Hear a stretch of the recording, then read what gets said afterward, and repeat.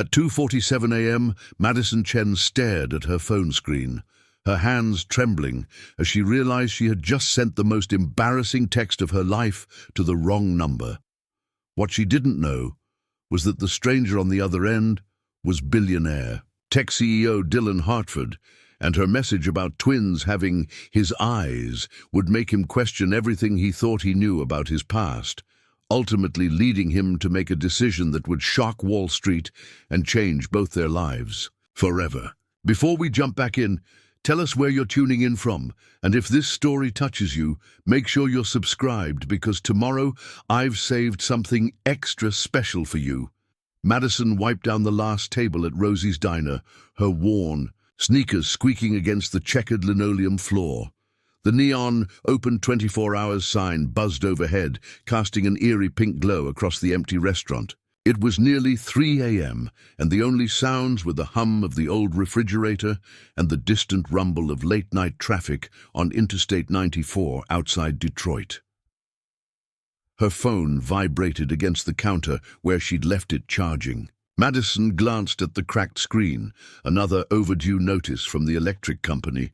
She swiped it away with a sigh, her calloused fingers betraying the long hours she spent working 3 jobs just to keep her small apartment and put food on the table for her 2-year-old twins, Emma and Ethan.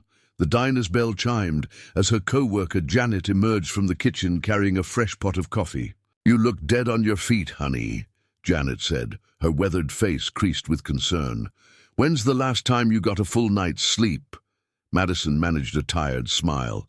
"Sleep's overrated. Besides, the twins will be up in a few hours anyway." She pulled out her phone again, scrolling through her contacts until she found her sister, Lily's number. She needed to ask if Lily could watch the kids tomorrow while Madison pulled a double shift at the warehouse. Her fingers moved quickly across the screen. "Hey, can you watch E&E tomorrow?" Working doubles again. "They've been asking about their dad lately, and I don't know what to tell them. Sometimes I look at their eyes and wonder if he ever thinks about what he's missing." Madison hit send without double-checking the recipient, exhaustion making her careless. She tucked the phone back into her apron pocket and continued her closing routine, unaware that her message had just traveled across the country to a corner office on the 47th floor of a gleaming Manhattan skyscraper. 3,000 miles away, Dylan Hartford stood before floor-to-ceiling windows, overlooking the city that never slept. Despite the late hour, his office was still brightly lit, papers scattered across his mahogany desk. Tomorrow, or rather today, was the biggest day of his career. Hartwell Technologies, the artificial intelligence company he'd built from. Nothing was going public. The IPO was projected to make him one of the youngest billionaires in America. His phone buzzed on the desk behind him. Dylan assumed it was another message from his investment banker or PR team. They'd been texting him constantly for weeks, fine-tuning every detail of the public offering. He picked up the device without looking at the sender, expecting to see another reminder about his morning interviews with CNBC and Bloomberg. Instead, he found himself staring at a message from an unknown number. The words hit him like a physical blow. Twins, their eyes, their father. Dylan sank into his leather chair, reading the text again and again. His mind raced back to a time he'd tried to forget, 5 years ago, when he was still struggling to get his company off the ground. He'd been in Detroit for a tech conference, staying longer than planned to meet with potential investors. There had been a girl, Madison, who worked at a small cafe near his hotel. She had the most beautiful eyes he'd ever seen, deep brown, with flecks of gold that seemed to dance in the light. They'd spent 3 nights together before he had to return to California. He'd promised to call, to visit, but then the investors came through with funding, and his life became a whirlwind of 18-hour days and sleeping in his office. Weeks turned to months, and eventually, Madison became a bittersweet memory he buried beneath the weight of building his empire. Dylan's hands shook as he held the phone. Could it be possible? Could the Madison who sent this text be the same woman who had haunted his dreams for years? And if so, did that mean... He stood, abruptly, pacing to the window again. The city lights blurred as his mind tried to process the implications. Twins, their eyes. He remembered Madison's eyes so clearly, that unique combination of brown and gold that had captivated him from the moment they met. His assistant, Caroline, knocked on the office door. "Mr. Hartford, the car will be here in 20 minutes. For your first interview, we should review your talking points one more time." "Cancel it," Dillon said without turning around. "Sir?" "Cancel the interview. Cancel all of them." Caroline stepped into the office, her tablet clutched against her chest. "Mr. Hartford, I don't understand. The IPO put everything on hold." Dillon finally turned to face her, and Caroline took a step back at the intensity in his eyes. "I need you to book me a flight to Detroit, first one you can find." "Detroit? But sir, you have 17 interviews scheduled between now and market open. The investors are expecting..." "The investors will have to wait." Dillon grabbed his jacket from the back of his chair. "Get me everything you can find on Madison Chen in Detroit. Start with employment records, address, anything." Caroline's face had gone pale. "Mr. Hartford, if you miss these interviews, if you're not here for the opening bell, then we'll postpone the IPO." The words hung in the air between them. Caroline's tablet slipped from her hands, clattering to the floor. "Postpone? Sir, do you understand what that means? The SEC filings, the investor commitments, the market expectations. You could lose billions. The company could lose everything." Dillon picked up his phone again, staring at the message from the unknown number. Somewhere in Detroit, there might be 2 children who shared his DNA, who had never known their father existed. The thought made his chest tight with an emotion he couldn't name. "Some things are more important than money, Caroline." He headed toward the door, then paused. "And Caroline, draft a statement for the press. Tell them the Hartwell Technologies IPO is postponed, indefinitely due to unforeseen personal circumstances." As he waited for the elevator, Dillon typed out a response to the mysterious number. "Is this Madison? Madison from Detroit? We need to talk." The elevator doors opened, and Dillon stepped inside, his finger hovering over the send button. In a few hours, his decision would send shockwaves through Wall Street. Financial news networks would scramble to understand why a surefire billion-dollar IPO had been suddenly pulled. Investment banks would demand answers. His board of directors would question his sanity. But none of that mattered now.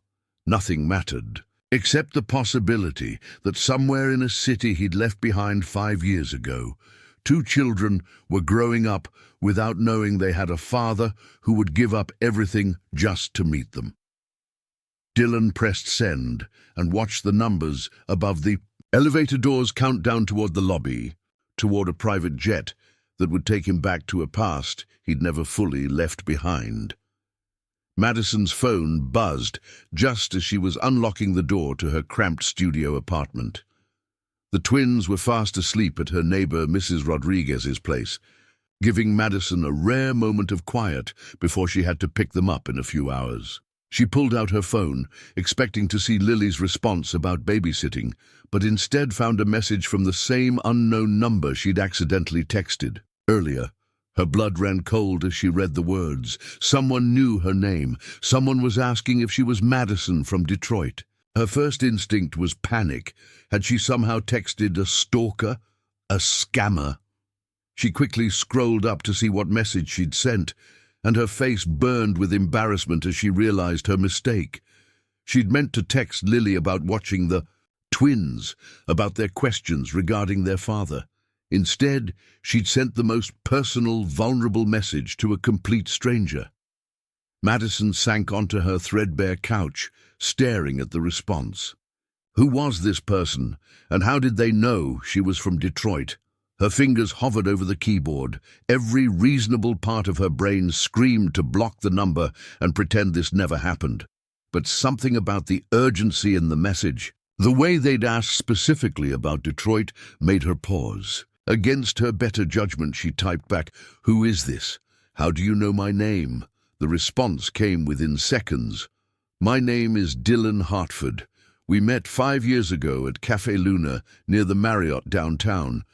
I think we need to talk." Madison's phone slipped from her hands, landing with a soft thud on the worn carpet. Dylan Hartford.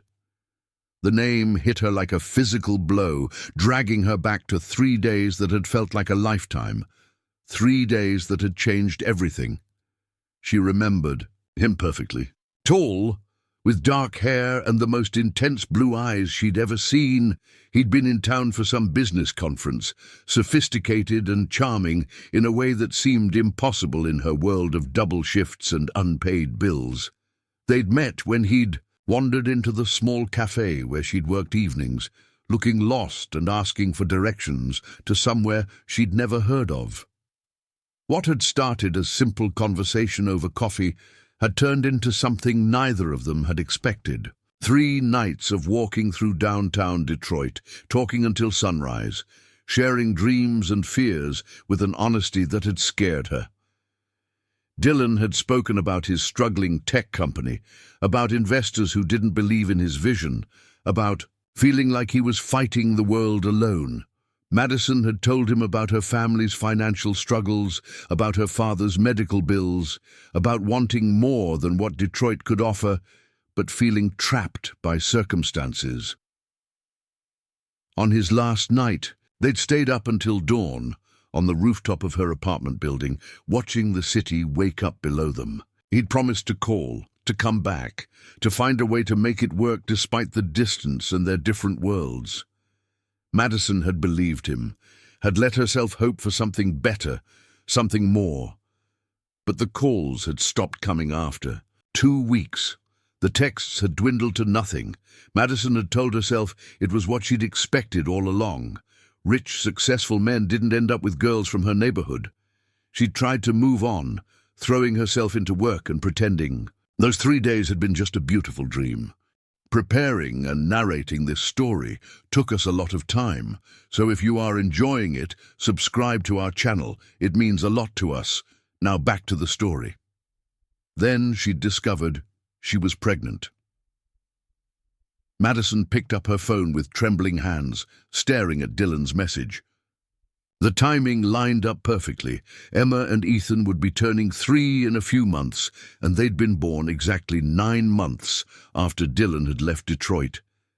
She'd never told anyone who their father might be, not even Lily. When friends and her family had asked, she'd simply said it was someone she'd dated briefly who was no longer in the picture. But the twins did have his eyes. That same startling blue that had captivated her 5 years ago now looked back at her every day from 2 small faces. Emma especially. She had Dylan's intense stare, the way he'd looked at her like she was the only person in the world who mattered. Her phone buzzed again. "Madison, I know this is overwhelming. I'm on a plane to Detroit right now. I cancelled everything, meetings, interviews, everything. If those children are mine, I need to know. I need to meet them."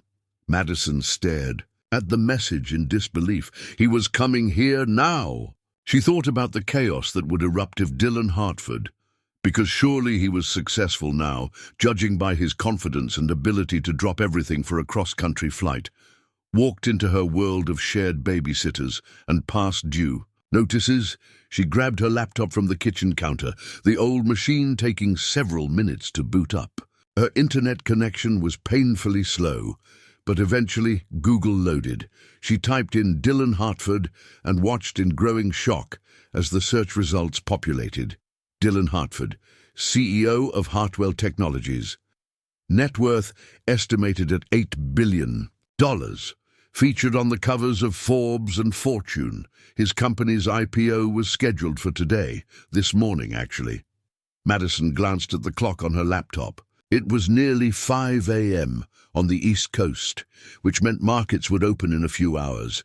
She clicked on a recent article about the IPO, reading about how Hartwell Technologies was expected to be one of the biggest public offerings in tech history. The article mentioned Dylan's reputation as a visionary, his company's groundbreaking artificial intelligence software, his rise from a struggling startup to Silicon Valley royalty.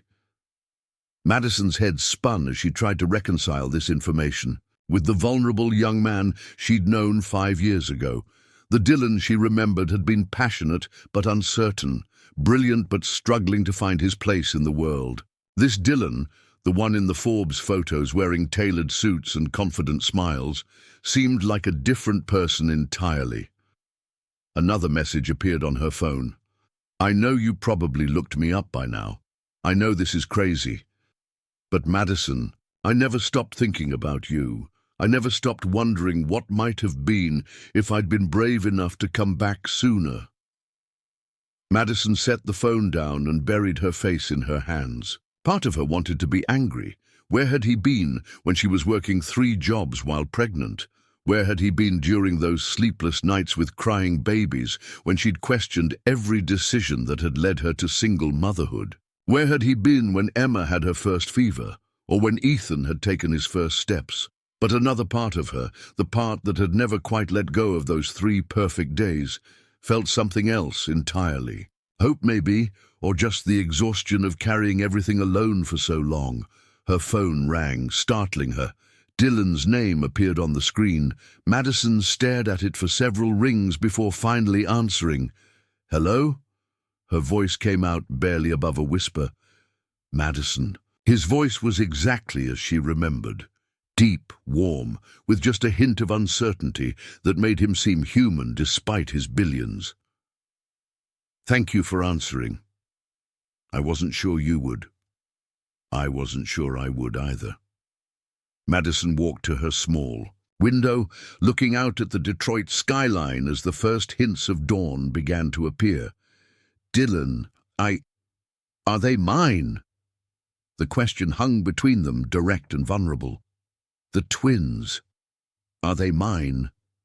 Madison closed her eyes, thinking of Emma's fierce independence and Ethan's quiet intensity, both so reminiscent of the man she'd known. "Yes," she whispered, "I think they are." The silence stretched between them across 3,000 miles and 5 years of separation. When Dylan finally spoke again, his voice was thick with emotion. "What are their names?" "Emma and Ethan. They'll be there next month." Madison found herself smiling despite everything.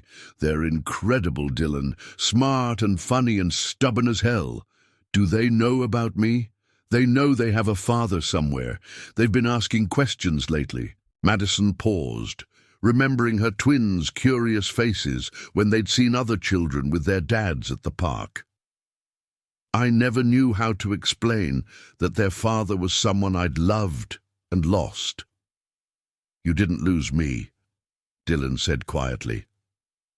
"I was. Just too scared and too stupid to fight for what mattered most." Dylan's private jet touched down at Detroit Metropolitan Airport as the sun began to rise over the city. He hadn't slept during the 5-hour flight, his mind racing between the phone conversation with Madison and the dozens of missed calls from his board members, investors, and the media. His phone had been buzzing non-stop since news of the postponed IPO had broken an hour after markets opened. Caroline had texted him updates throughout the flight. Stock futures were in chaos. Major investors were demanding explanations.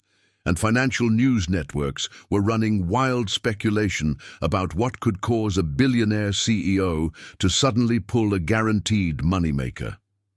The phrase mental breakdown has been mentioned on CNBC twice. But Dylan barely registered the professional catastrophe unfolding around him. All he could think about were Madison's words. "They're incredible, Dylan. Smart and funny and stubborn as hell." He had children, 2 of them, and he'd missed nearly 3 years of their lives. As his car pulled away from the airport, Dylan stared out at the Detroit skyline. The city looked different in daylight than it had 5 years ago. There were new developments, signs of the urban renewal he'd read about in business magazines. But he wasn't here for the city's transformation. He was here for his own. Madison stood in Mrs. Rodriguez's doorway, watching Emma and Ethan play with blocks on the living room floor. Her neighbor had been understanding when Madison had called at 6 a.m., asking if she could keep the twins a little longer. Mrs. Rodriguez was one of the few people who never asked too many questions, accepting Madison's explanation that something unexpected had come up. "Mama, look!" Emma held up a tower of colorful blocks, her blue eyes bright with pride, the same eyes that Dylan had described to Madison over the phone, the same eyes that had looked back at her from magazine photos on her laptop screen. Ethan sat quietly beside his sister, methodically sorting blocks by color with the kind of focused intensity that reminded Madison so much of Dylan during their late-night conversations about his work. Even as a toddler, Ethan approached everything with careful consideration, as if he was already solving complex problems in his mind. Madison's phone buzzed. Dylan's text read, "Just landed. I'm staying at the Renaissance downtown. I don't want to rush you, but would it be possible to meet today? I understand if you need time." She typed back quickly, "Rosie's Diner on Corktown, 2 p.m. It's where I work. Neutral ground. I'll be there." Madison looked at her children, her heart pounding. In 6 hours, their entire world might change. She thought about Dylan's wealth, his success, his ability to provide things she could never afford. Would he want custody? Would he try to take them away from her? The thought made her stomach clench with fear. "Mrs. Rodriguez," Madison called softly, "I need to ask you something." The older woman appeared from the kitchen, wiping her hands on a dish towel. "Of course, Mija. What is it?" "If someone came into your life who could give your children everything you couldn't, better schools, better opportunities, a better life, what would you do?" Mrs. Rodriguez studied Madison's face with the wisdom of someone who had raised 6 children of her own. "I would remember that children don't need everything, Madison. They need someone who loves them more than their own life. Money can't buy." "And that," Madison nodded, but the fear remained. She'd seen enough movies and read enough stories to know how these situations usually ended. The rich father appears, sweeps the children away to a life of privilege, and the struggling mother becomes a weekend visitor in her own children's lives. Meanwhile, Dylan sat in his hotel room, staring at his reflection in the bathroom mirror. He'd showered and changed into casual clothes, jeans and a simple button-down shirt, trying to look approachable rather than intimidating. His usual uniform of expensive suits suddenly seemed inappropriate for meeting the woman who had been raising his children alone. His phone rang. It was Robert Chen, his chief operating officer and oldest friend. "Dylan, what the hell is going on?" Robert's voice was sharp with panic. "I've got the entire board breathing down my neck, investors pulling out, and the SEC asking questions I can't answer. You need to get back here and fix this. I can't do that right now, Rob." "You can't?" Robert's voice cracked. "Dylan, do you understand what you've done? We've spent 5 years building this company, 5 years of 18-hour days, of believing in something when no one else would. And you're throwing it all away for what? Some woman you dated half a decade ago." Dylan walked to the window, looking down at the Detroit River. "She's not just some woman, and it's not just about her. I have children, Rob, twins. They're almost 3 years old, and I didn't even know they existed." The silence on the other end of the line was deafening. Finally, Robert spoke, his voice quieter but still strained. "Okay, I get it. That's huge. But Dylan, you can't just burn everything down. There has to be another way." "What other way? Fly back to California, go through with the IPO, and what, send them a check every month? Visit on holidays? That's not being a father, Rob. That's being a stranger who shares their DNA. So what's your plan? Move to Detroit? Give up everything we've built?" Dylan didn't have an answer. He'd been running on pure instinct since reading Madison's text, driven by emotions he didn't fully understand. The logical part of his brain, the part that had built a billion-dollar company, was screaming that he was making a mistake. But the larger part, the part that had been hollow and searching for something he couldn't name, felt more alive than it had in years. "I don't know," he admitted. "I just know I can't walk away from this." After hanging up, Dylan sat on the hotel bed and opened his laptop. The financial news websites were brutal. "Hartford's mystery meltdown," read one headline.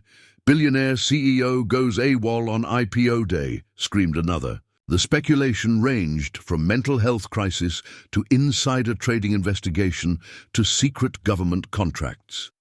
But buried in the coverage was something else. A smaller story about Hartwell Technologies' revolutionary AI software and its potential applications in healthcare, education, and poverty reduction. Dylan had always believed his technology could change the world, but he'd been so focused on the business side that he'd lost sight of the human impact.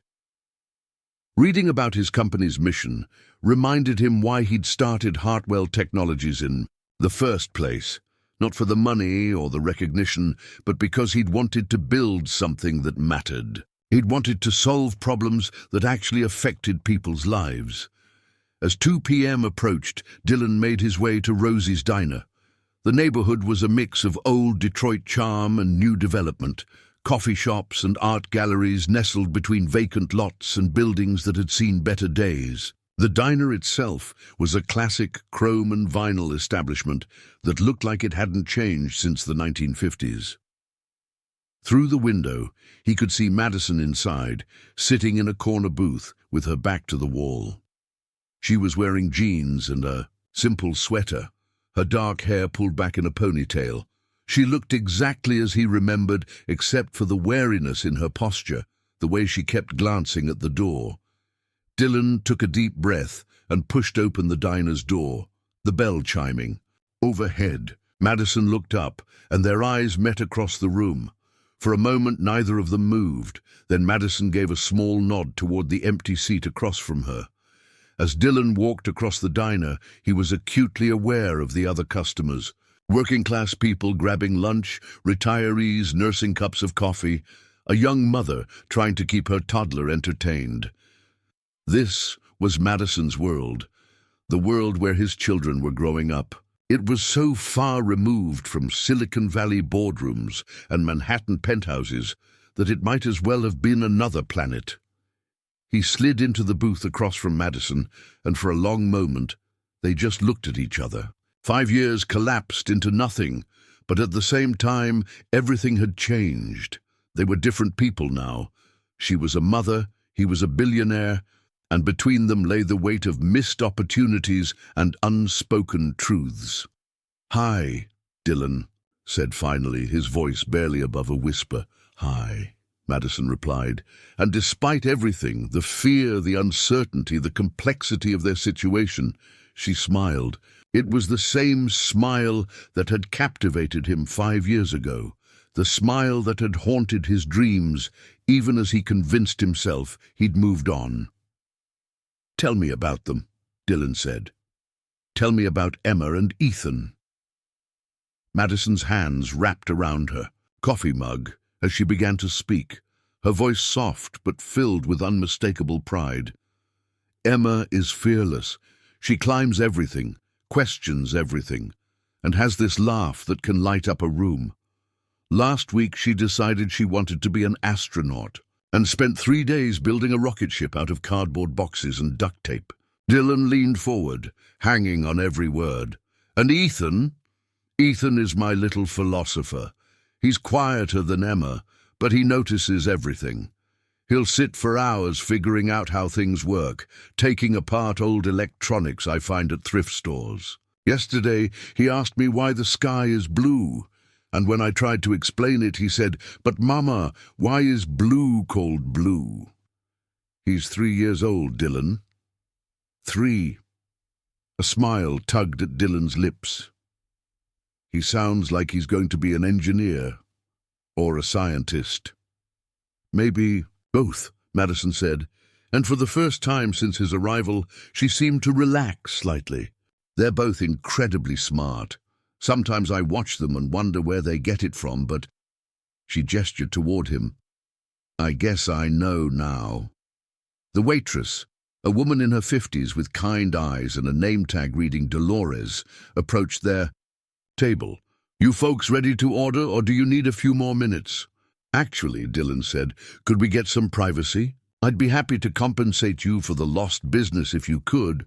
We're fine, thanks, Madison interrupted, giving Dylan a sharp look. Just 2 coffees, Dolores. After the waitress left, Madison leaned across the table. You can't just throw money at everything, Dylan. This is my workplace. These are my people. I won't have you treating them like they're problems to be solved with your checkbook. Dylan sat back, chastened. I'm sorry, I didn't mean... Yes, you did. You meant exactly that. Madison's voice carried an edge of steel. Let me be clear about something.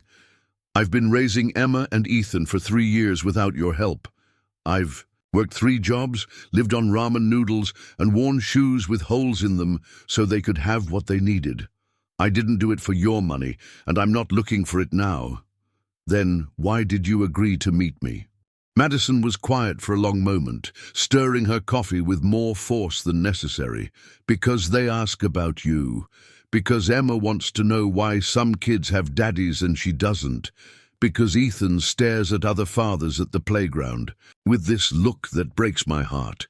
Because as much as I've tried to be everything to them, I can't be their father. Dylan felt something crack in his chest. What do you want from me, Madison?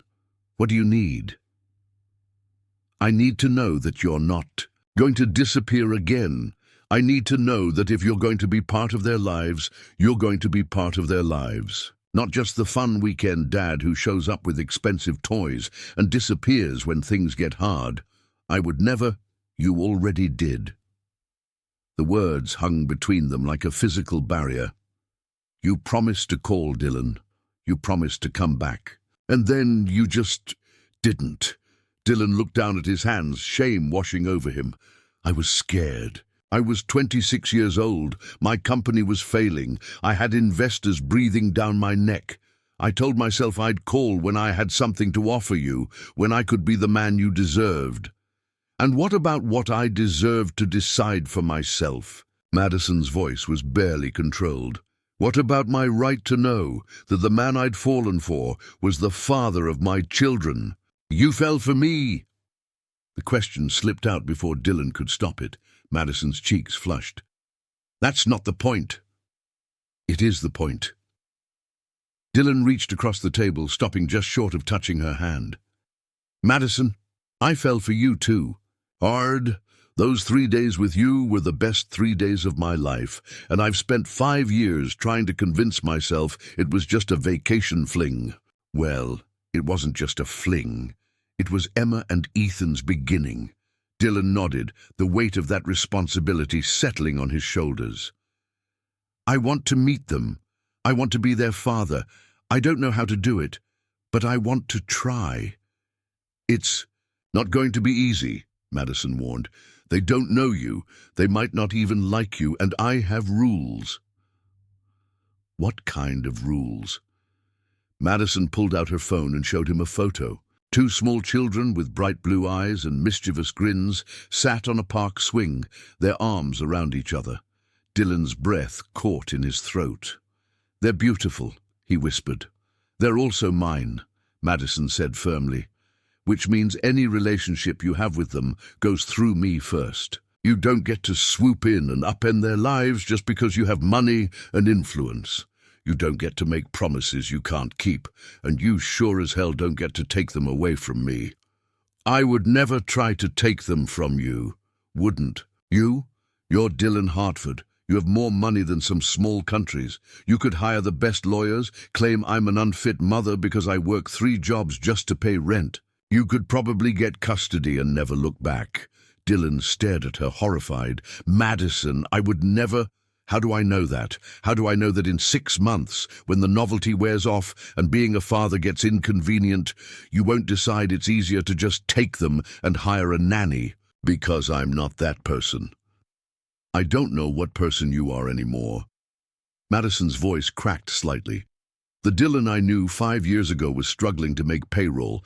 The Dylan I see in magazines is worth $8 billion and just walked away from the biggest IPO in tech history.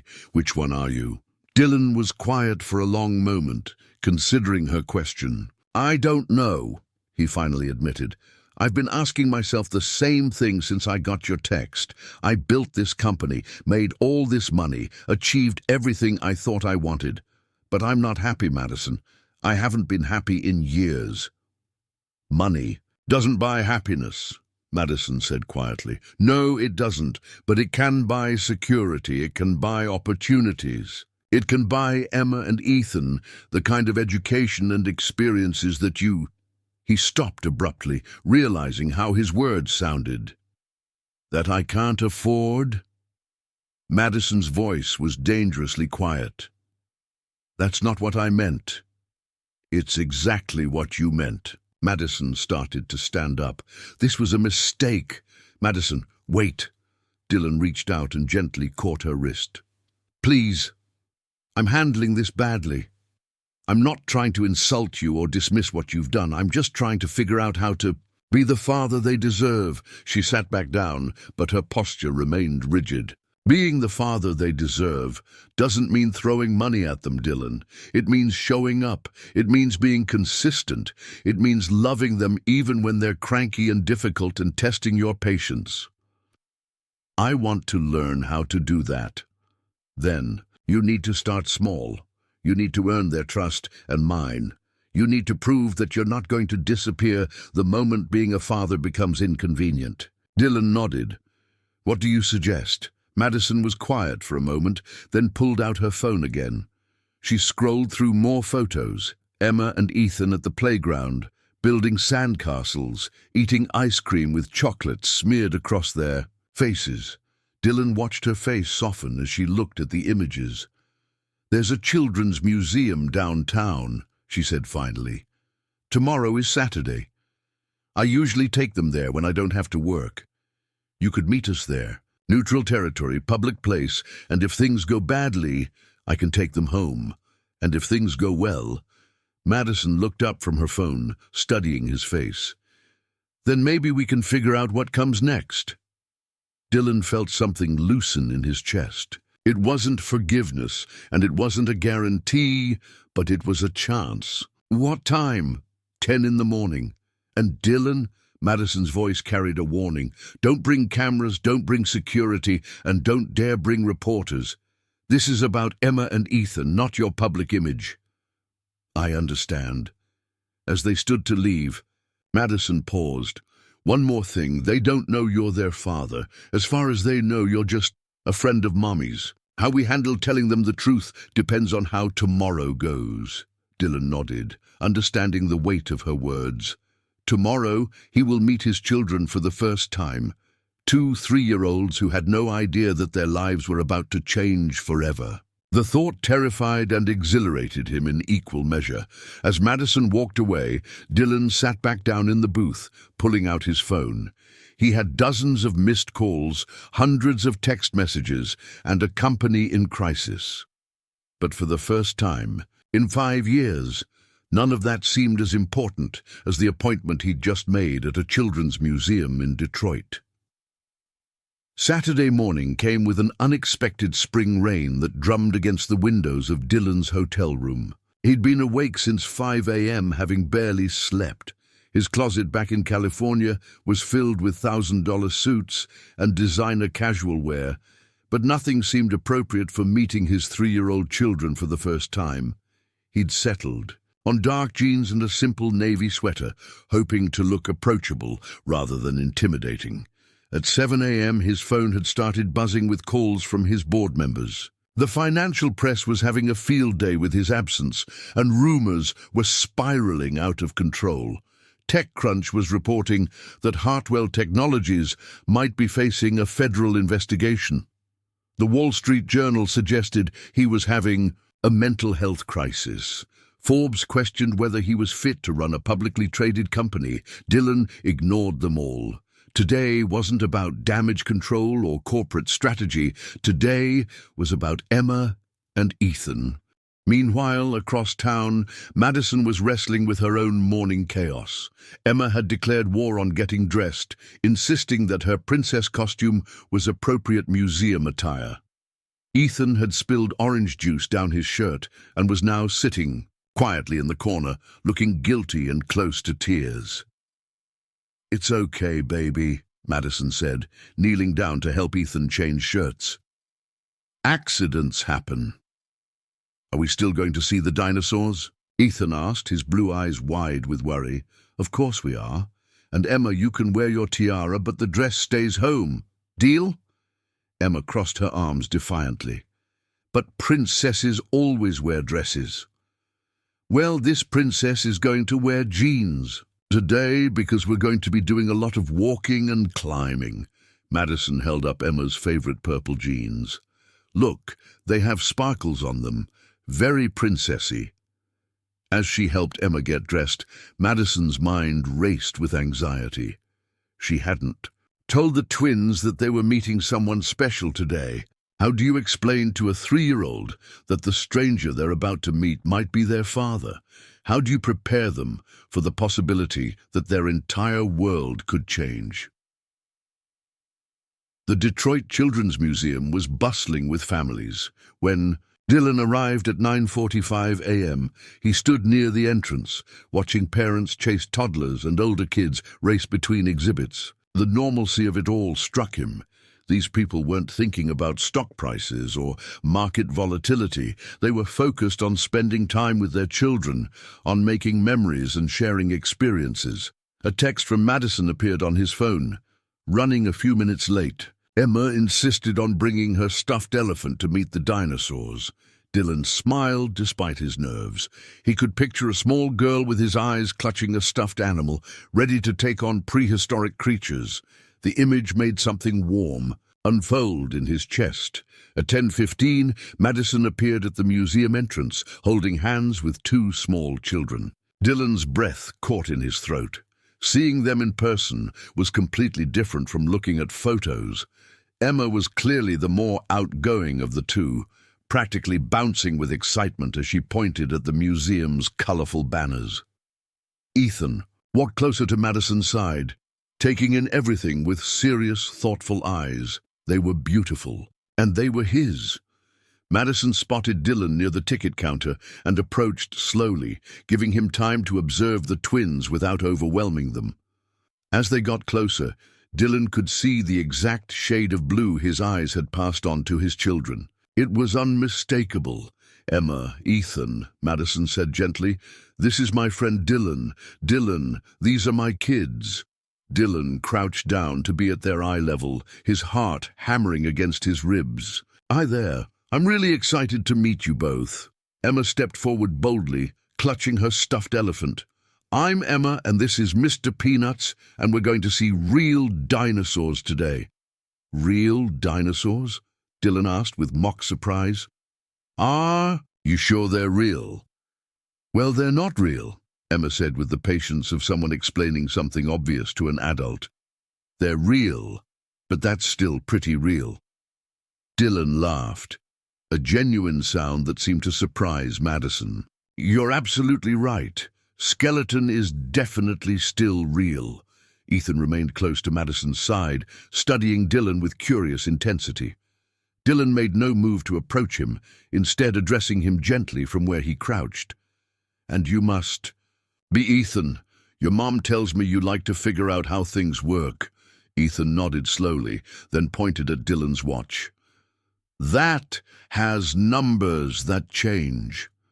Dylan looked down at his Apple Watch, realizing it was probably the most advanced piece of technology Ethan had encountered. "It does. It tells time, but it can do other things too. Would you like to see?" Ethan took a tentative step forward, his curiosity overcoming his shyness.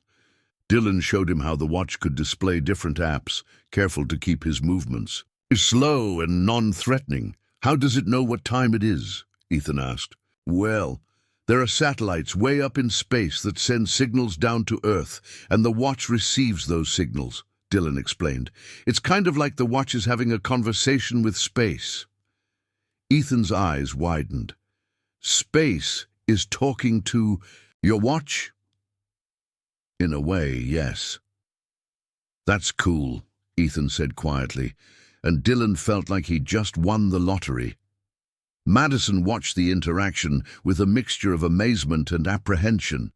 Dylan was being perfect with them, not trying too hard, not overwhelming them with attention or gifts. He was simply being present, meeting them where they were. They entered the museum together, Emma immediately racing toward the dinosaur exhibit while Ethan walked between Madison and Dylan, occasionally asking questions about how the automatic doors worked or why the ceiling was so high. In the paleontology section, Emma stood transfixed before a massive T-Rex skeleton, her stuffed elephant pressed against her chest. "It's really big," she whispered in awe. "It is," Dylan agreed, standing beside her. "But you know what? Even though it was really big and had really sharp teeth, it couldn't do something that you can do." "What?" "It couldn't hug people, and it couldn't laugh, and I couldn't make friends." Emma considered this seriously. "That's sad for the dinosaur. Maybe a little sad. But that's what makes people special. We can do things that even the biggest, strongest creatures couldn't do." Madison watched Dylan with growing surprise. He wasn't trying to impress the twins with his wealth or success. He wasn't acting like someone who had never been around children. Instead, he was engaging with them on their level, answering their questions thoughtfully and encouraging their curiosity. In the hands-on science area, Ethan became absorbed in an exhibit about gears and pulleys. Dylan sat beside him on the floor, helping him understand how the different mechanisms worked together. Madison found herself remembering the young man she'd known 5 years ago, the one who could explain complex concepts in simple terms, who found wonder in how things worked. "Mama, look!" Emma called from across the room, where she was building something with oversized foam blocks. "I made a castle for Mr. Peanuts." Madison walked over to admire Emma's creation, leaving Dylan and Ethan working together on the gear exhibit. When she glanced back, she saw Ethan's small hand resting on Dylan's arm, as Dylan showed him how changing one gear affected all the others. The sight made her throat tight with emotion. This was what she'd been afraid of. Not that Dylan would be a bad father, but that he would be a good one. That Emma and Ethan would bond with him, love him, and then she'd have to share them. Or worse, that they might prefer the exciting new father to the mother who'd been there all along. After 2 hours at the museum, they stopped at the cafe for lunch. Emma had claimed the seat next to Dylan, chattering about everything she'd seen, while methodically eating chicken nuggets. Ethan sat across from them, still quieter but clearly comfortable in Dylan's presence. "Are you coming back tomorrow?" Emma asked Dylan between bites. Dylan glanced at Madison, unsure how to answer. "I'd like to, if that's okay with your mom." "Can he, Mama? Please?" Madison felt trapped between her daughter's hopeful face and her own conflicted emotions. "We'll see, sweetheart." "We'll see means, maybe," Emma informed Dylan solemnly. "But maybe, sometimes it means yes, if you ask really nicely," Dylan laughed. "I'll remember that." As they prepared to leave the museum, Ethan tugged on Dylan's sleeve. "Dylan?" "Yes, buddy?" "Are you going to be our friend for a long time?" The question hit Dylan like a physical blow. He looked at this small boy, his son, who was asking for the one thing Dylan had failed to provide 5 years ago. Consistency, reliability, permanence. Dylan knelt down so he was eye level with Ethan again. "I hope so. I really, really hope so." "Good," Ethan said with a decisive nod. "I like you." As they walked to the parking lot, Emma slipped her small hand into Dylan's. "Thank you for coming to see the dinosaurs with us," she said. Dylan looked down at his daughter, and felt something fundamental shift inside him. All the money in the world, all the business success and recognition meant nothing compared to this moment. This small hand in his, this trust freely, given by a child who didn't know he was her father, but had decided he was worth her friendship. "Thank you for letting me come," he said softly. Madison watched the interaction from a few steps away, her heart breaking and healing at the same time. Whatever happened next, whatever complicated path lay ahead, one thing was clear. Dylan Hartford had just fallen completely and irrevocably in love with his children, and judging by the way Emma was chattering about showing Dylan her room, and Ethan was asking when they could build more things together, the feeling was entirely mutual. That evening, Madison sat on her small couch watching Emma and Ethan play with the wooden blocks. Dylan had bought them at the museum gift shop. She'd initially protested the purchase, but Dylan had quietly explained that they were educational toys that would help with spatial reasoning and engineering concepts. The way he'd said it, with genuine enthusiasm for their development, rather than just wanting to buy their affection, had made it hard to refuse. "Mama, when is Dylan coming back?" Emma asked for the 4th time since they'd gotten home. "I don't know, sweetheart. He's very busy with his work. But he said he hoped to be our friend for a long time," Ethan added, carefully balancing a block on top of his growing tower. "Long-time friends come back." Madison's phone buzzed with a text from Dylan. "Thank you for today. It was the best day I've had in years. I know this is complicated, but I meant what I said to Ethan. I want to be in their lives for the long run." She stared at the message, her emotions churning. Another text followed. "I've been thinking about what you said yesterday, about proving myself. I want to do that, but I need your help understanding how." Before she could respond, her phone rang. It was her sister Lily. "Hey, where have you been all day?" "I tried calling you earlier," Lily said.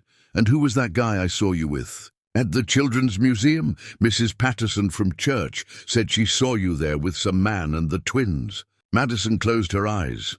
She'd forgotten how quickly news traveled in their tight-knit community. "It's complicated, Lily." "Complicated how?" "Madison, please tell me you're not dating some random guy and introducing him to Emma and Ethan without and telling me he's not random." Madison walked into her small kitchen, lowering her voice. "Lily, remember when I told you about the twins' father? About how he was someone I'd met briefly and lost touch with?" "Yeah, the guy who disappeared. What about him?"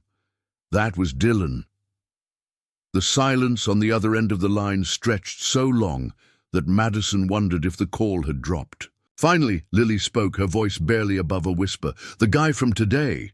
The one Mrs. Patterson said looked like he stepped out of a magazine?" "Yes." "Madison, what the hell? You told me their father was out of the picture permanently. You said he didn't even know about them." "He didn't know. I never told him I was pregnant. I tried to reach him when I first found out, but his number was disconnected, and I didn't know his last name or where he worked." "So how did he find you now?" Madison explained about the accidental text, about Dylan's reaction, about his cancelled IPO. With each detail, Lily's voice grew more incredulous. "Oh, wait, stop. Did you say Dylan Hartford? As in billionaire Dylan Hartford, the guy who's been all over the news for the past 2 days? You know about that?" "Madison, it's been the lead story on every financial news channel." The man walked away, from billions of dollars, and no one knew why. Investment firms are in chaos, his stock price is tanking, and there are rumors he's having some kind of breakdown.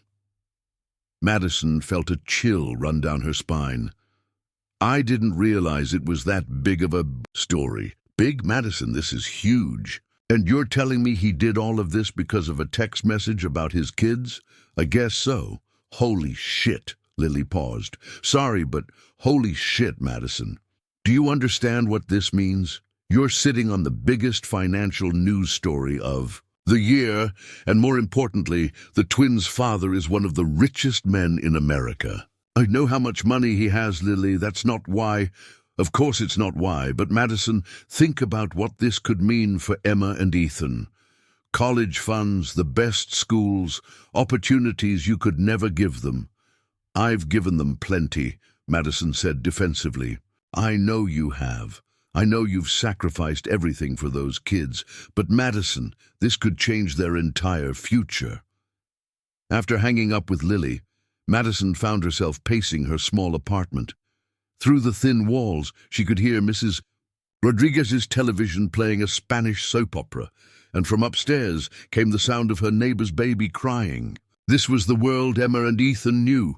Small spaces, shared walls, the constant background noise of people living too close together because that's all they could afford.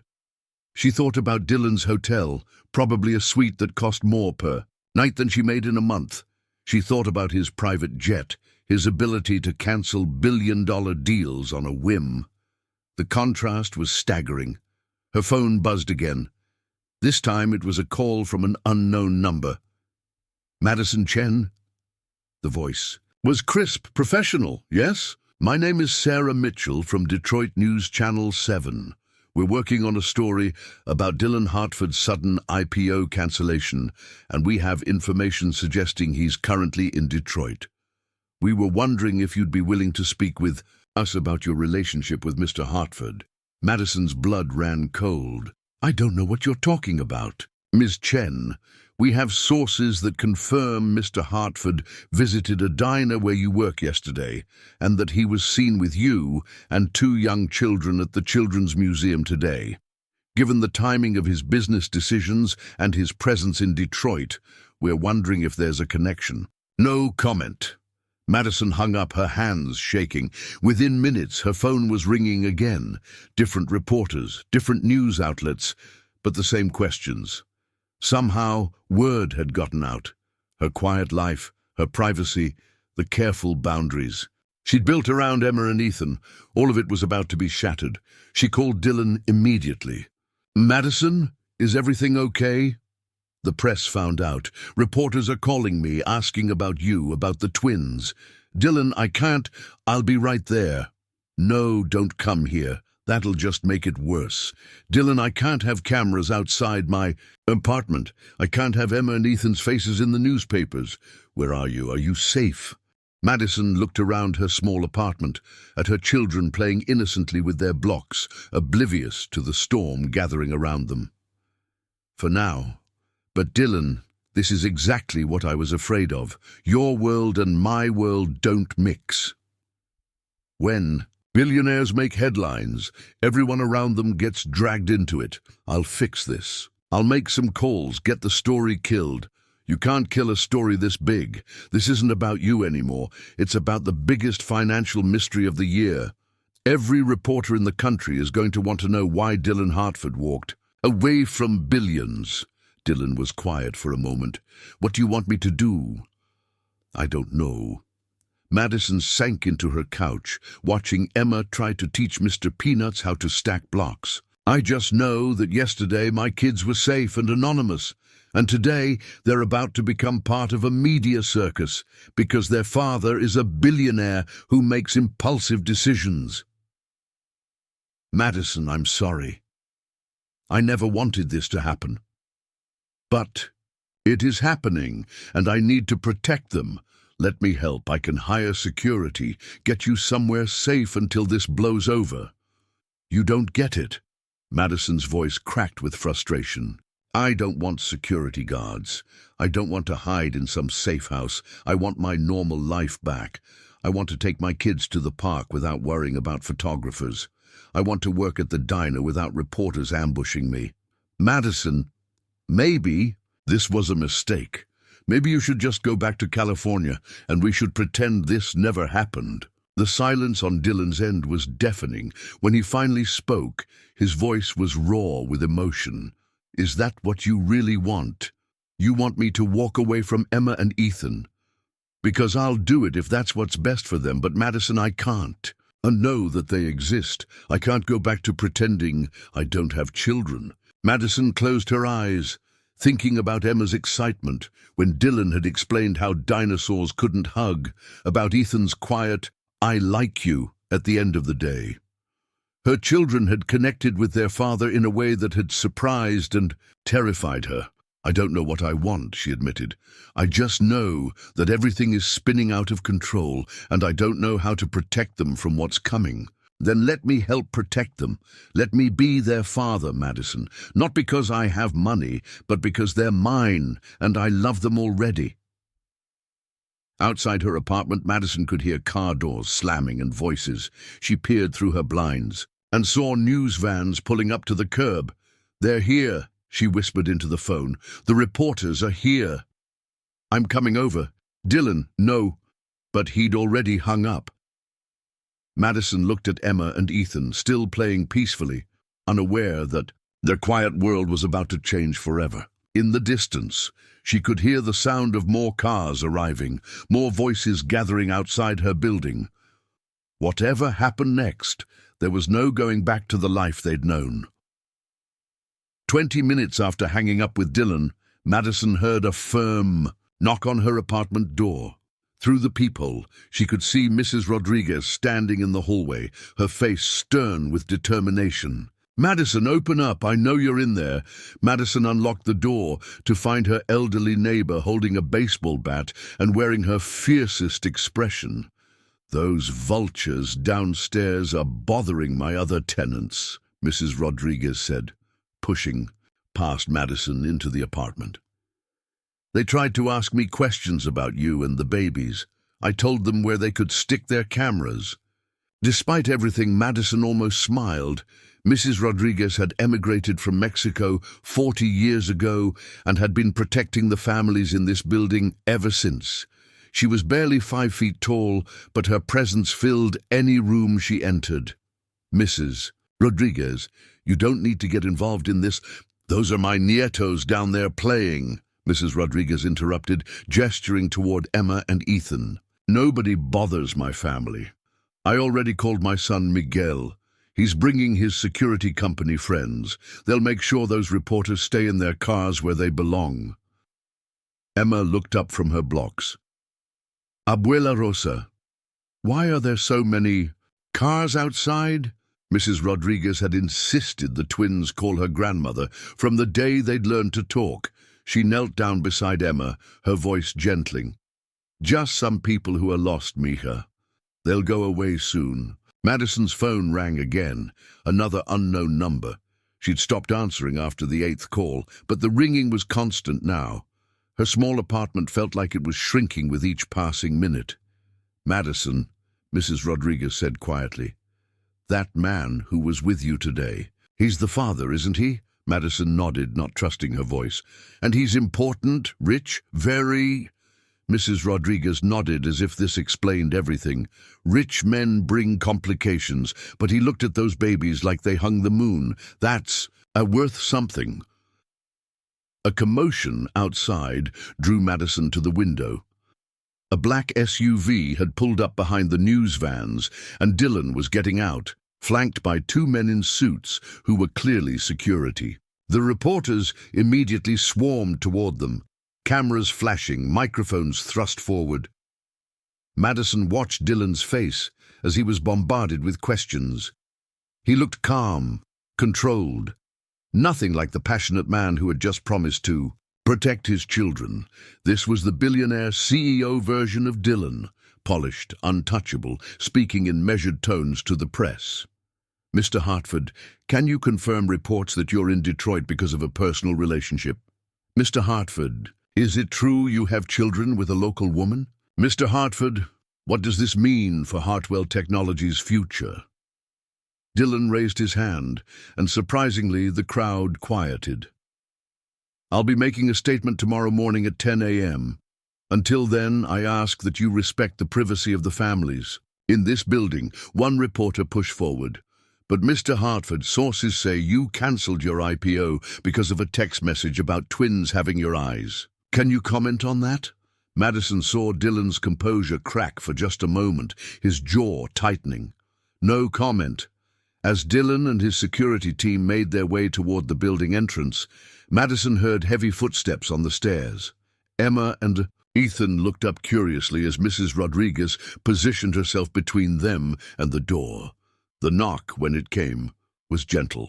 "Madison, it's Dylan." She opened the door to find him flanked by his security team, his hair slightly disheveled from the gauntlet outside.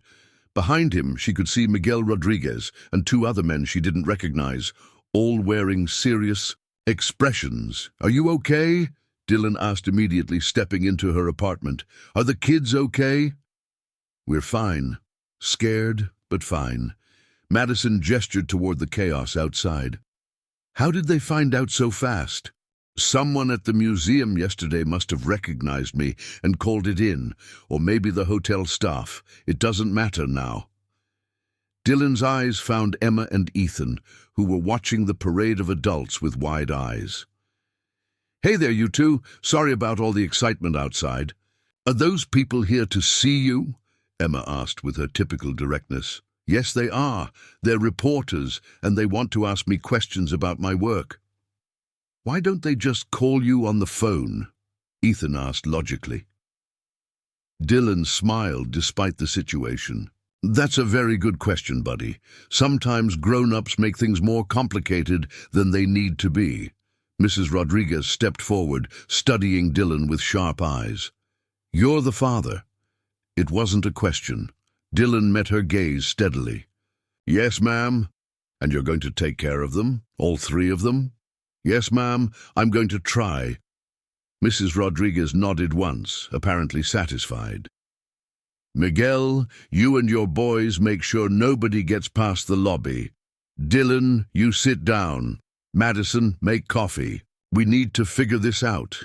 Despite being a billionaire CEO, Dylan sat when Mrs. Rodriguez told him to sit. Madison found herself following orders too, grateful to have someone else taking charge for a moment.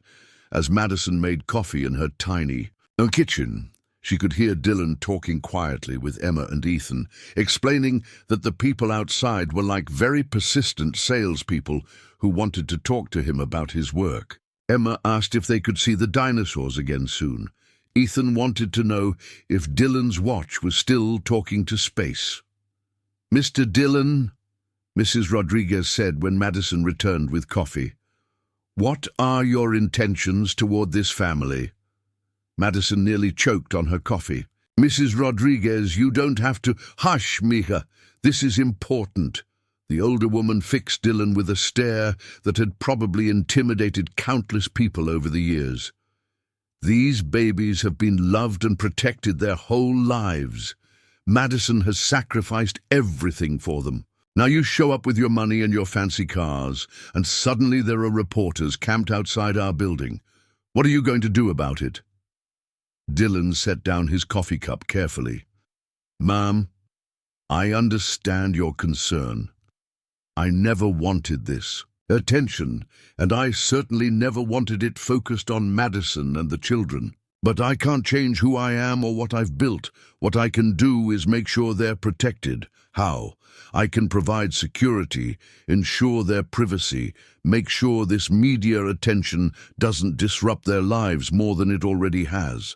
And after, the reporters get bored and move on to the next story. Then what?" Dylan looked at Madison, then at Emma and Ethan, who were now curled up on either side of Mrs. Rodriguez on the couch. "Then I want to be their father. I want to be part of their daily lives, not just weekend visits or special occasions. I want to help with homework and bedtime stories and scraped knees, even if it means giving up some of your fancy life." Mrs. Rodriguez pressed. "Especially then," Emma piped up from the couch. "Dylan, are you going to live here now?" The question hung in the air, loaded with implications that made Madison's head spin. She looked around her tiny apartment, the Murphy bed that doubled as a couch during the day, the kitchen that was barely big enough for one person, the single bathroom they all shared. "I don't think there's room for Dylan here, sweetheart," Madison said gently. "We could make room," Emma said with the problem-solving confidence of a 3-year-old. "He could sleep on the floor. I sleep on the floor sometimes when I have bad dreams and want to be close to you." Dylan's face went soft at Emma's innocent suggestion. "That's very sweet of you to offer, Emma, but I think we need to figure out a different solution." Madison's phone buzzed with a text from an unknown number. Ms. Chen, this is Rebecca Walsh from People magazine. We'd like to offer you an exclusive interview about your relationship with Dylan Hartford. We're prepared to offer significant compensation for your story. She showed the text to Dylan, whose expression darkened. They're offering money now, Madison said. How long before someone in this building decides they need the cash more than they need to protect us? Dylan stood up, pacing to the window. The news vans were still there, their satellite dishes extended like metal flowers reaching toward the sky. I have an idea, but you're not going to like it. What kind of idea? We held a press conference. Tomorrow morning, we control the narrative instead of letting them write it for us. Madison stared at him in horror. Absolutely not. I'm not putting Emma and Ethan in front of cameras. Not the children, just us. We tell our story, answer their questions, and then we ask for privacy. Most of the time, once the media gets what they want, they move on. And if they don't move on? Dylan turned from the window, his expression serious. Then we disappear for a while. I have houses in places where no one will find us. We take Emma and Ethan somewhere safe until this dies down. You want us to run away? I want to protect our children. The words, our children, sent a shock through Madison. Not the children or your children, but our children. The possessive pronoun carried weight, implying a partnership she wasn't sure she was ready for. Mrs. Rodriguez spoke up from the couch, where Emma had fallen asleep against her shoulder. Running away teaches the babies that the world is dangerous. Better to face the storm and show them how strong their parents are. So we do the press conference? Madison asked. We do the press conference, Dylan confirmed. Together, as their parents. Outside, the news vans continued their vigil, their occupants waiting for any glimpse of the story that had captivated the financial world.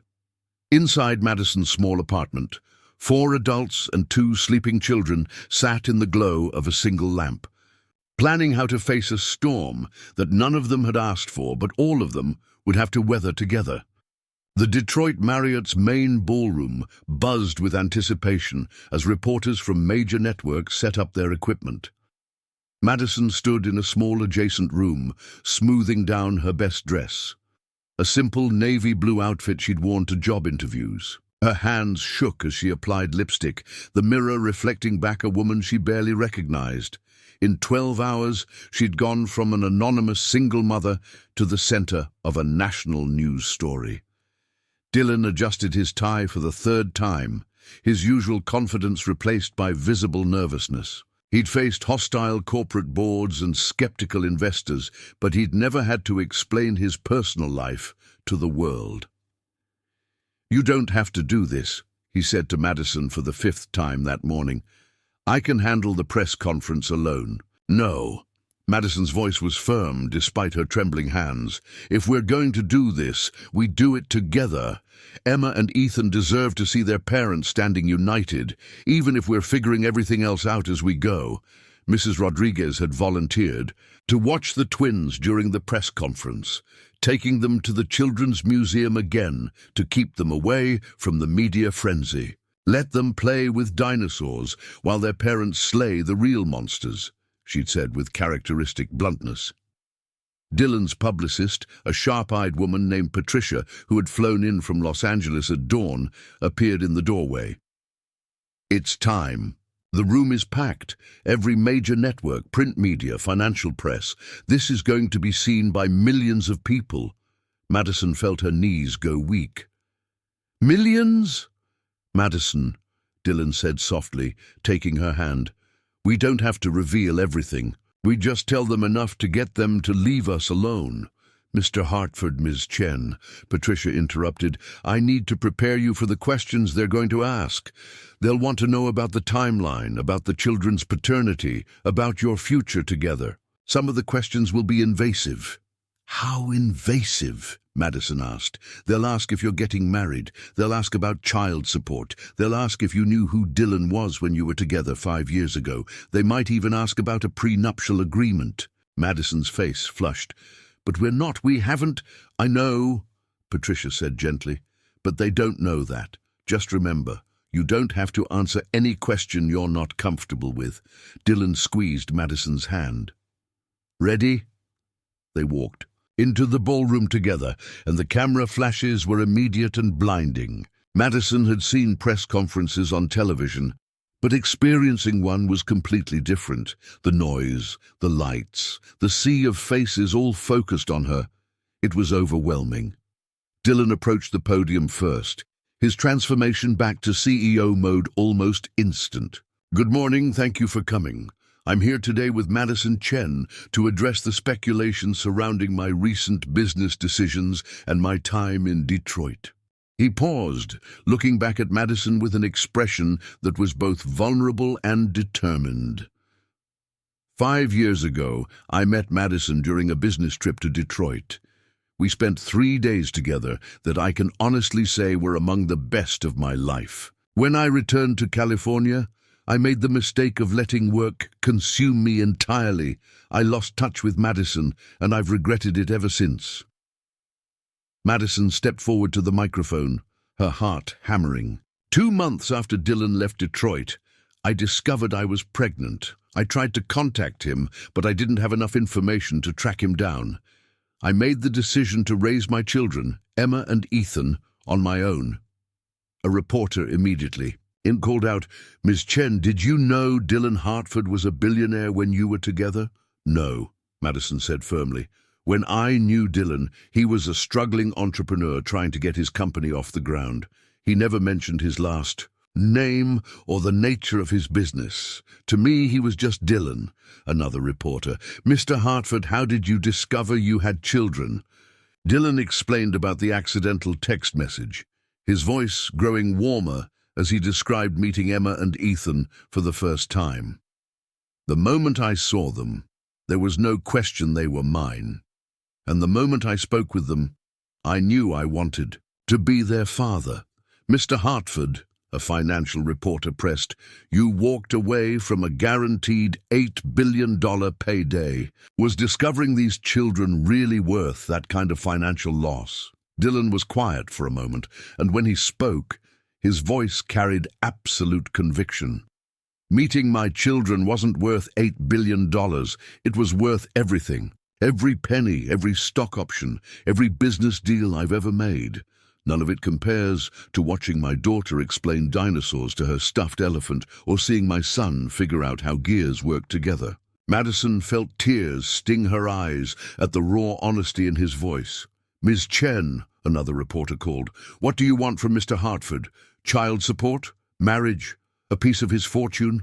Madison stepped closer to the microphone, thinking of Emma's fearless laugh and Ethan's thoughtful questions. "I want what I've always wanted, what's best for my children. I want them to have a father who loves them, who shows up for them, who puts their needs above his own convenience. Money is nice, but it's not what makes a parent." "Are you two planning to marry?"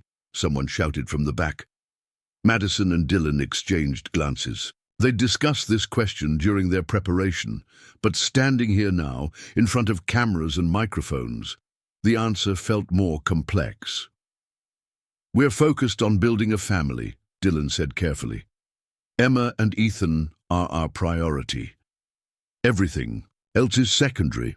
Mr. Hartford, what about Hartwell Technologies? Will you be stepping down as CEO?" Dylan straightened, and for the first time during the press conference, he smiled. "Actually, I have an announcement about that. After extensive discussions with my board of directors, I'm restructuring my role at Hartwell Technologies. I'll remain as chairman of the board, but I'm stepping back from day-to-day operations. I'm also relocating the company's primary headquarters from Silicon Valley to Detroit." The room erupted with surprised murmurs. Madison stared at him in shock. This was the first she'd heard of this decision. "Detroit has incredible talent, lower operational costs, and it's where my family is," Dylan continued. "We're going to invest $2 billion in Detroit-based technology initiatives over the next 5 years, creating thousands of jobs and establishing Detroit as a major tech hub." A reporter called out, "Mr. Hartford, is this business decision or personal decision? It's both, Dylan said without hesitation. The best business decisions are often personal ones. I want to build something meaningful in the city where my children are growing up. Madison felt something shift inside her. Jest, not just surprise, but recognition. This was the Dylan she'd fallen for 5 years ago, the one who saw possibilities where others saw problems, who wasn't afraid to bet everything on what mattered most. One final question, Patricia announced. Mr. Hartford, Ms. Chen, what do you want people to know about your story? Madison and Dylan looked at each other, and in that moment something unspoken passed between them. Madison stepped forward. We want people to know that families come together in all kinds of ways, she said. Sometimes a single text message can change everything. Sometimes the most important things in life come disguised as mistakes, and sometimes the best thing you can do is stop running from what scares you and start running toward what matters most. Dylan nodded, adding, we also want people to know that Emma and Ethan are incredible children who deserve privacy and normalcy. We're asking the media to respect that. Their story is just beginning, and it should be theirs to write. As they left the podium together, reporters shouted more questions, but Dylan and Madison walked out hand in hand, leaving the chaos behind. 3 months later, Madison stood in the backyard of a house she still couldn't quite believe was theirs. A modest but beautiful home in a quiet Detroit neighborhood where Emma and Ethan could run and play safely. Dylan had insisted on something that felt like home rather than a mansion, understanding that what his family needed was stability, not ostentation. Emma raced across the grass chasing bubbles, while Ethan sat with Dylan on a blanket, carefully examining a mechanical toy they were building together. Dylan now split his time between the Detroit Hartwell Technologies office and being present for his children's daily lives. School pickups, bedtime stories, weekend adventures. Mama, look, Emma called, pointing at a particularly large bubble. It's as big as my head, Madison laughed, settling onto the blanket beside Dylan and Ethan. Be careful, or it might carry you away. Dylan would catch me, Emma said with absolute confidence, and Dylan's face lit up with joy. Madison's phone buzzed with a text from Mrs. Rodriguez. The new family moved into your old apartment today. Young couple with a baby.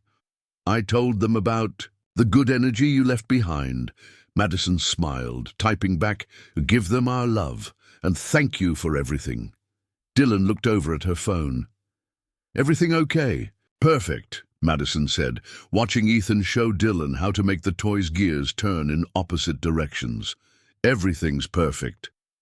As the sun set over Detroit, painting the sky in shades of gold and pink, Dylan put his arm around Madison while Emma climbed onto his lap and Ethan leaned against Madison's side. They weren't a conventional family, and their path to this moment had been complicated and unexpected. But sometimes the most beautiful things in life begin with a message sent to the wrong number, a leap of faith, and the courage to believe that love, in all its forms, is always worth the risk. Emma looked up at Dylan with her bright blue eyes, his eyes, and asked, Daddy, will you read us a story tonight? Always, Dylan said, kissing the top of her head. Always. And for the first time in 5 years, both Dylan and Madison knew exactly where they belonged. Up next, you've got 2 more standout stories right on your screen. If this one hits the mark, you won't want to pass these up. Just click and check them out. And don't forget to subscribe and turn on the notification bell so you don't miss any upload from us.